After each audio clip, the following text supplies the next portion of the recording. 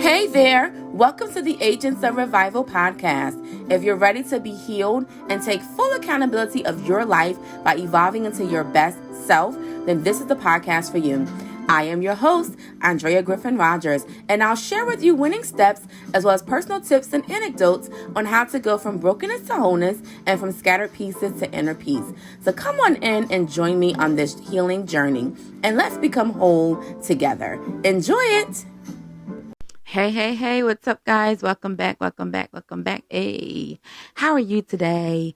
I pray all is well and that this will be an on-time word for somebody because, baby, we're going to go there and we're going to talk about how to address the mess and how to help yourself get out of people-pleasing.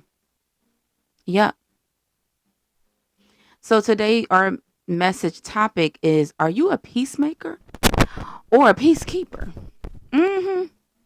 Because there is a big difference, and I'm going to break that down for you while we're here today. There are a lot of people that think that they are peacemakers, and they're really peacekeepers. And then vice versa, there are people who may think they're peacekeepers, and you're really a peacemaker. And you just need the right push to get you going. So let me first break this down for those out there that want to know, what is the difference? I thought they're like the same. Not really. So while I was sitting with God trying to put this message together, this is what he gave me of the difference between a peacemaker and a peacekeeper is.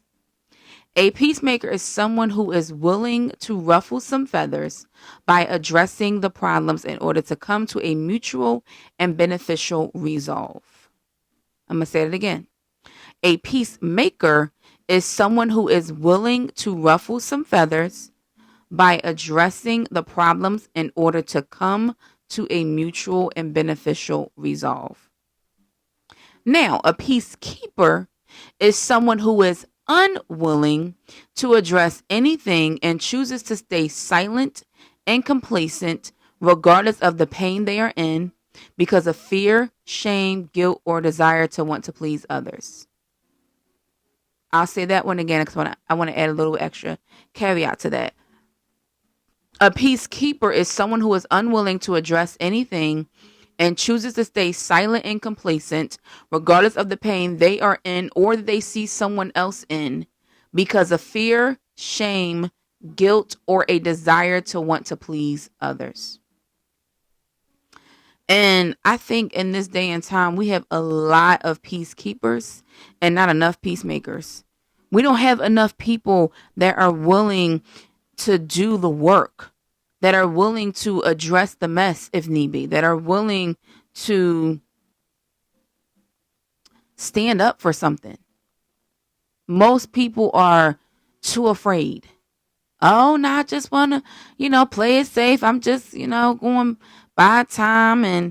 And the sad thing is there are hurting people out here. And more people suffer the more people stay quiet. We're not meant to be afraid of anybody. Like, that's something that God tells us not to fear anybody. Like, he is with us. And why be afraid of someone who can maybe hurt your flesh, but they can't take your soul? God is the only one that can take your soul and put it in heaven and hell when you pass away. But people, they have no control over your soul. So the most they can do is maybe bruise your body, but your body will heal. And not to mention, I hear somebody saying, well, what if your body don't heal? We are in dying bodies anyway. So it's not like our bodies are going to stay completely healthy as it was when we were first born for the rest of our lives. No, our bodies decay every day. Because there is a lifespan for us all. There is a end date for us all. And so while you're in this earth, why not stir some stuff up? Now, I don't mean this in a bad way. I don't want anybody to take this and run with it thinking like, oh, she must mean that in a bad, negative way. So let's start a riot or a war. I am not saying that at all. What I am saying is too many people are too willing to sit idly by and see someone else suffer and do nothing. I've heard it. And the sad thing is I've looked at people flabbergasted. I've heard people say, "Oh, well, that ain't my problem. That ain't my situation. That ain't. I ain't got nothing to do with that." Okay, but God allowed you to see it for a reason. It wasn't for you to see it and then turn your head and try to ignore it. No, because that's what everybody else did. It makes me think of a parable in the Bible of the Good Samaritan. And so if you don't know that story, I'll tell you the story. So in the Bible, there's this parable that Jesus teaches of the Good Samaritan. And it was this Jewish man who's walking. But you know what? Let me take away the race, because it doesn't matter the race. Even though that was the whole point of the story, was to show the difference of how Jews and Samaritans should come together. But anyway, let's take out the race for a second, or the culture for a second. It was two men.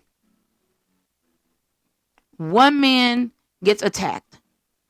The other man sees the person be attacked, walks on by.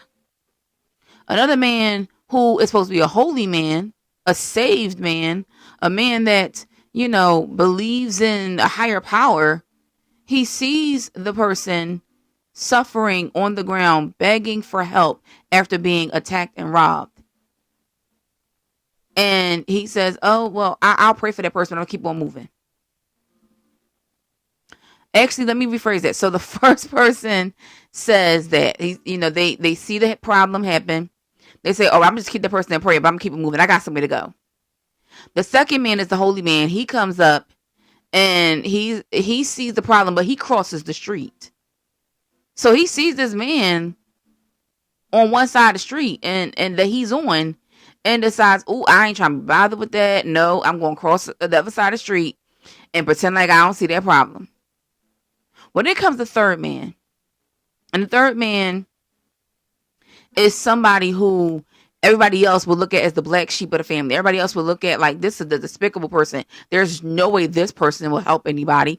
And yet it's that very person that has pity or mercy on this man that is on the ground begging and pleading for help. And so he picks the man up, and to modernize it, puts him in his car and takes him to the hospital. And then on top of that says, whatever the charges are, I'll cover it. Just take care of this man and make sure he's good. Now, many people hear that story and be like, "Oh, I ain't got the money to be paying for somebody else, medical bills, da, da, da." Baby, God ain't actually do all that. The moral of the story is you see somebody suffering and you do nothing about it. You're supposed to love your neighbor as yourself. The whole point was because somebody asked Jesus, "Who's my neighbor?" And so he shows in the form of this story of the Good Samaritan. And he says, well, who was acting more godlike? Who was acting more neighborly? And of course, everybody responds, the person who put him in his car, or in that time on the donkey, and took him to the shelter. Or in my modern terminology, took him to the hospital. That's the person who acted more neighborly, because they showed care and kindness. They didn't just see some person on the street and was like, "Oh, well, that ain't my problem.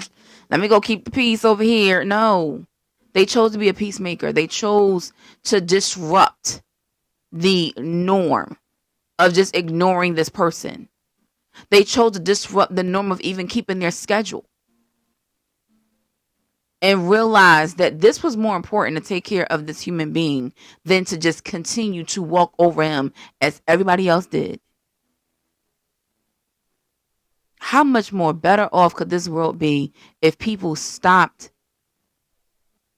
and asked the same question of who is my neighbor, and then started being neighborly?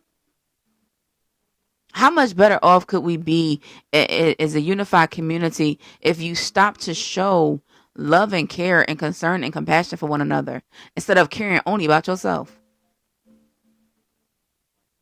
And understand this, because I know I teach a lot about self-love. I teach about self-love in a healthy way, not a selfish way. If you have the strength, the means, the resources to help somebody else, then you have that obligation to help somebody else. But if you don't have the means, the resources, the strength in your body to help somebody else, as I always use the example of y'all both in the water drowning, then no, you can't help somebody else because you're drowning yourself. But when you get up out of drowning, you can help. And so you may say, well, what about this example? Like, maybe I don't have it to help. A lot of people who live, especially in the westernized world, you have means to help. You know, I had this conversation with somebody recently because I'm always giving. I'm always giving. Actually, I'll share this vision with you instead. I'm always giving, and so God showed me a vision where he kind of spoke to me about something. And in the vision, I was just giving away. Like, we had more than enough. Me and my family had more than enough. And so I was giving the excess extra that we had away. Well, some people in my family didn't like that in the vision. And they were very unhappy. How you giving that away? How dare you give that away? Like, why would you give them all our stuff? I didn't give them all our stuff. Like, we have more than enough. I gave them the extra because they don't have it. And what God shared with me is, I've created you separately. Like, your heart does not match your family or those that are around you. And so it's a cautionary tale of just, pay attention to those that God places in my path that, will be able to help me and will have the same heart posture as me, and not focus on those that don't. And this is what we see in the world today. We see in the world today people who would rather say, I don't have. You saying you don't have to the person that's homeless on the street who literally has nothing. They have nothing to eat, but you like, but see, I got to get myself some lunch. But don't you got food at home? So you fasting your lunch is not going to starve you. But this homeless person who has nothing and doesn't know when their next meal is coming is literally starving. I had somebody a couple years ago, this pizza owner, scolded me on something like that, where I was walking into a pizza store and, this homeless person asked for something to eat. And I said, okay, what you want? And they told me what they wanted. So I went to the pizza store and I got it. Oh, baby, the interesting enough, because this ain't even your money, but the pizza owner was very pissed off at me for doing it. Bro, this ain't your money. You are here to serve me and your clients. I'm a paying customer. I paid for their meal. That's it. They're not sitting in here eating their food. Now, granted, it'd have been nice of you to do that, but they clearly know you better than I did, because they knew not to even come in. So I just went in and purchased their food, and you're scolding me for being kind and generous to somebody else. But that just goes to show somebody else's heart. And so I bought the person some food, and the owner was like, he always asking for people to buy him something to eat. Like, you shouldn't have did that. Because he's homeless. Don't you eat 3 meals a day? If you don't, you at least eat 2 or 1. How are you scolding a person who doesn't know where their next meal is going to come from for asking for food every day? Are you kidding me? I might have to go deeper into that, because I feel like that's pretty self-explanatory. Are you kidding me? And so I say all that to say, we got to be willing to be peacemakers and not peacekeepers. Because in that moment, I could have allowed that pizza owner to make me feel some type of way, to make me feel embarrassed, or I could have chose to want to please him, or I could have been afraid of what everybody else is going to say that's in that pizza parlor since that pizza owner said this to me. No, I could care less what you think, sir. I'm doing what my Father in heaven is telling me to do, and he's put a generosity on my heart to share what I have with this man who has nothing. What is a couple dollars for me to buy him some pizza and something to drink? When I have not only I was here, I think I was there to get like a whole box of pizza to bring it home to my family, but then also I got food in the house. I have a house to go to that has food in it. So what is a couple dollars for me to give it to this man so that he has something to eat? Who are you neglecting in this season? Now, this is not to shame you. This is to awake you to the realities that we're meant to be good Samaritans. Being a good person is not just about, because I want to make this disclaimer real quick. Being a good person is not just about, well, I did good works. Because even the Bible talks about people who, they tell you go ahead, eat, be merry, and yet they're counting the cost of everything you eat. And I've had that experience where people have said, hey, I'm going to treat you and I'm going to take you out to eat. And it's like, okay, great. And then yet you are clocking everything I order. And all I ordered was an appetizer, and which I asked, because that's the type of person I am. Is it okay if I get an appetizer? Like, I don't know what your budget is. So, can I get an appetizer? Can I get a beverage? And can I get an entree? Is that okay? I ain't even going to squeeze in a dessert. Because, I don't know how you are. But I've been in situations with people, at dinner with people. And this is across the board. This is, family, friends, whatever. Like, you name it. I've been in business. I've been in rooms with people who will be like, oh, yeah, sure. I got the bill. And then as soon as they see me order an appetizer and an entree, oh, baby, they having a big what to do. Oh, my goodness. Like, for real, you had to get an entree and an appetizer. And you thirsty? It's like, what you say you going to take me out for? Why say you got the bill if you're going to count the cost of every little thing I'm eating and every little thing I'm ordering? Then if that's the case, then you need to have set a budget beforehand to say, hey, I'm on limited funds, but I wanted to do this for you. So could you not go over this amount? Because that's reasonable. Then somebody has in their mind, in their mindset what they will order based on the limit that you already gave them. But don't tell them, hey, sure, go ahead, order what you want. Have a good time. And then see them ordering something and you like having a conniption.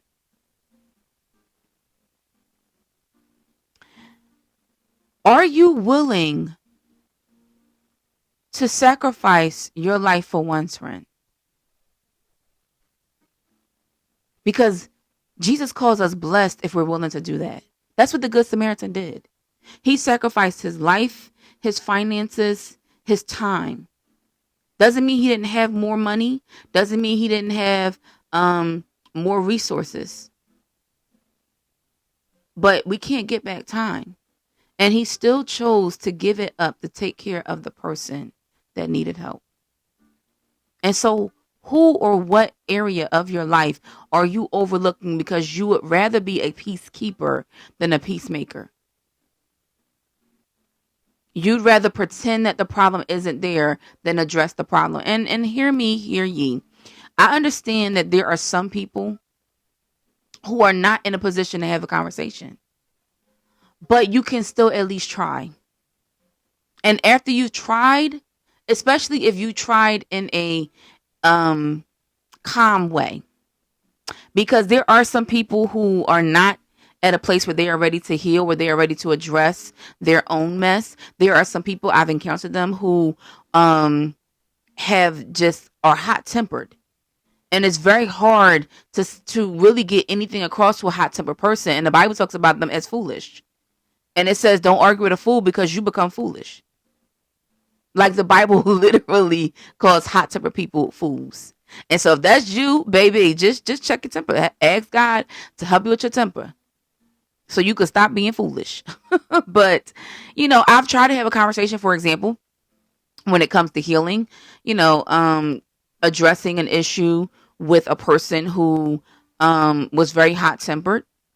And I went in as meek as I could be. I went in as calm, cool, and collected as I could be to that conversation. And the fact that I was willing to bring up or address the problem, just immediately ruffled that person's feathers and made them literally just go on defense. Like you could tell the moment I said, hey, I would like to talk to you about this, face changed, attitude changed, everything. And they were ready for war. They wouldn't even, by their body language, you're not even willing to receive, to be receptive to what I have to say, because you're already on defense, waiting to lash back out, and you haven't even heard what I said. And that's sure enough, sadly, what happened. When I finished my statement, as calmly as I could say it, baby, they went for blood. They went for war and never addressed the problem. It was this guilt trip they wanted to throw. Oh, I guess I'm just such a bad person. Like I should just die because you being real dramatic. Like nobody said that to you. That's not what I said at all. And so you want to cause this conniption instead of dealing with the issue that I addressed. I didn't call you a bad person. I didn't say anything like that. Here was problem A, and you talking about something that's in the Roman numerals. Like I'm not even over there. I'm still waiting for you to address A. But your temper and your own guilt that you don't want to address, so you put up barriers or walls of offenses. And I talked about it before. You have to be willing to let go of offenses and expectations. Because what you think you are doing of guarding your heart or protecting yourself, when you're offended, you're really not. You're just putting up barriers that keep you locked in a box and keep your blessing from coming in. And it's sad. It is so sad that in this day and time, we see it across the board. It doesn't matter if it's politics or religion. It doesn't matter if it's family or friendships. It doesn't matter if it's relationships, marriage. Like we see it across the board. There are more people in this world that will rather keep the peace because they don't want to be canceled. It's this whole cancel culture thing. So nobody wants to be canceled. Nobody wants their card taken away from them. And for those that's like their card, well, there are certain cultures that will say like your white card is taken from you or your black card is taken from you because of X, Y, and Z. And it's ridiculous. Nobody can take your culture from you. You were born into it. You were raised into it. It is what it is. Like they can't take it from you. And nonetheless, we see that in culture. In the world's culture that like lets you step out of line, lets you not be willing to keep the peace and just stay silent, let you it literally reminds me of this book I read growing up called I think it's called 1969. I think is what it's called. But it was a story about Big Brother. It's a classic book, I think, by George Orwell. And in the story, it's like Big Brother is always watching. And so the people have to always do what everybody else is doing. They can't think for themselves. They can't have an opinion for themselves. They can't voice a difference for themselves. Nothing. And that's what we see today in culture. It's like everybody has to agree.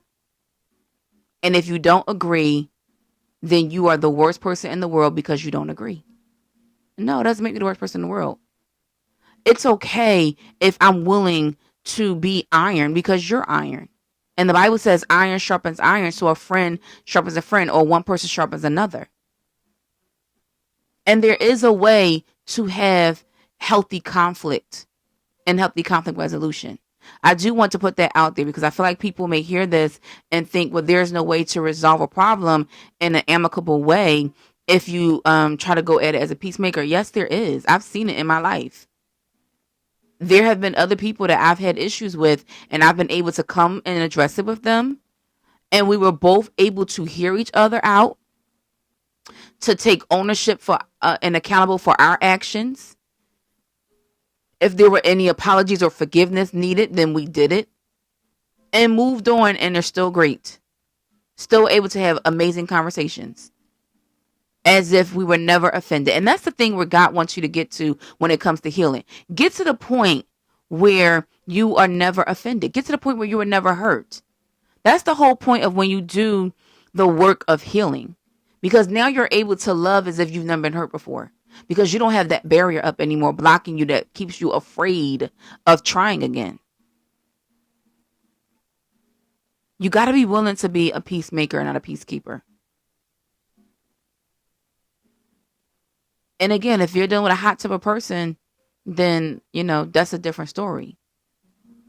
But even in that, if you try to address it calmly and they weren't willing to receive it, then you dust your feet and leave them to their fate.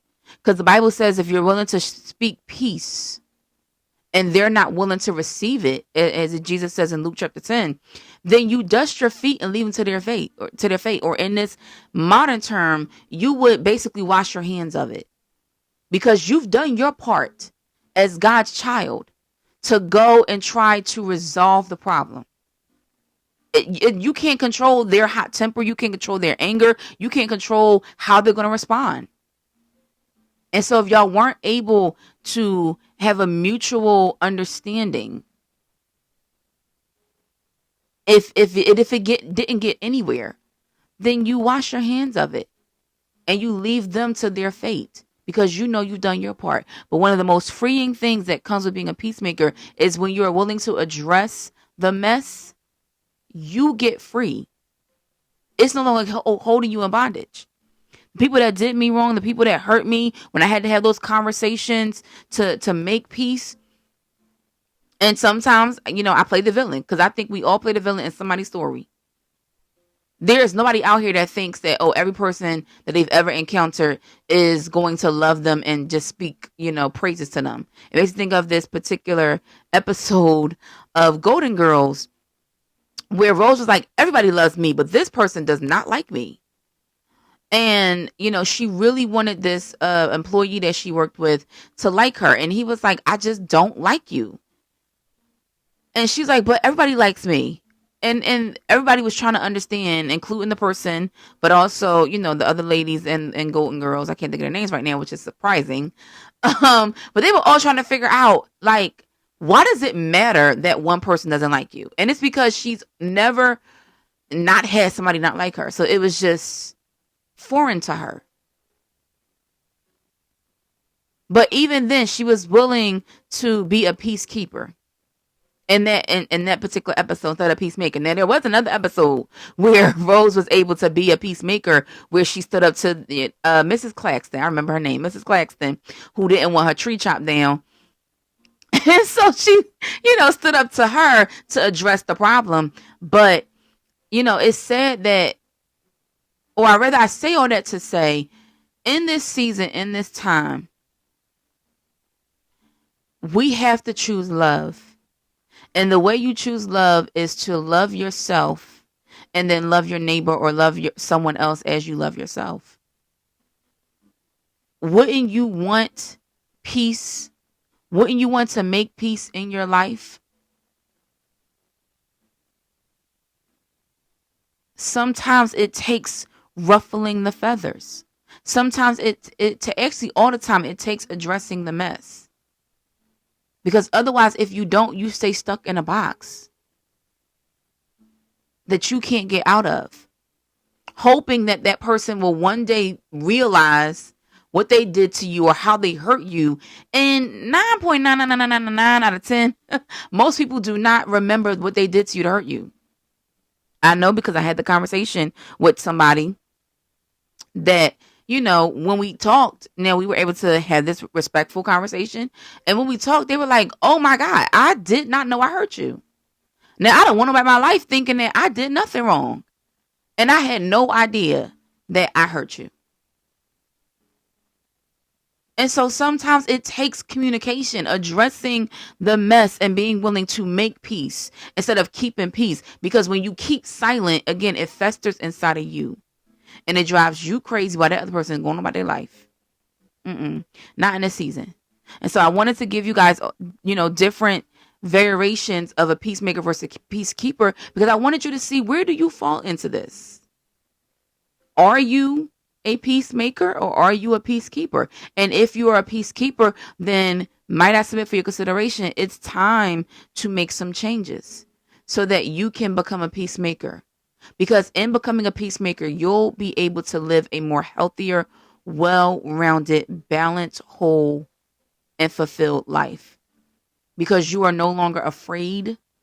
You are no longer trying to please people by staying silent. And you're no longer staying stuck in a box of offenses because of what somebody else did to you. You free yourself when you are willing to address the mess. Whether other people like it or not, you ain't got nothing to do with them. It's about your freedom, your healing, your wholeness, and your balanced life. So the decision is yours. What's more important to you? Being a peacekeeper or a peacemaker? So I got to go, y'all. May the Lord bless you and keep you. Cause his face to shine upon you. May the Lord our God be gracious to you, show you his favor, and give you shalom, give you his peace. Take care. Love you guys. Bye now.